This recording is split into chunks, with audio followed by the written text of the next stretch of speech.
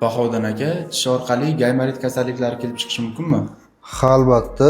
Endi bunaqa gaymaritli odontogin gaymarit deb ataladi.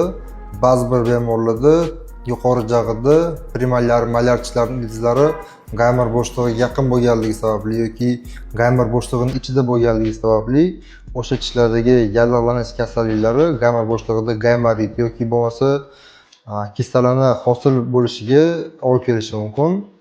Ko'pincha bemorlarda savol tug'iladi, oddiy gaymarit bilan odontogin gaymaritni qanaqa farqi bor, qanaqa ajratuvga bo'ladi?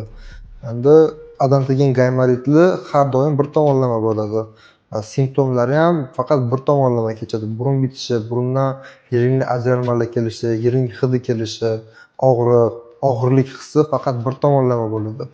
Gaymaritda ikki tomonlama bo'ladi. Bunaqa holatlarda mutaxassislar 3D rentgen yoki ortopontomogramma bemorga buyuradi va natijalarga qarab oxirgi diagnoz qo'yiladi. Odontogin gaymaritlarni davolash har doim stomatolog va lor vrachlarning hamkorligida amalga oshiriladi.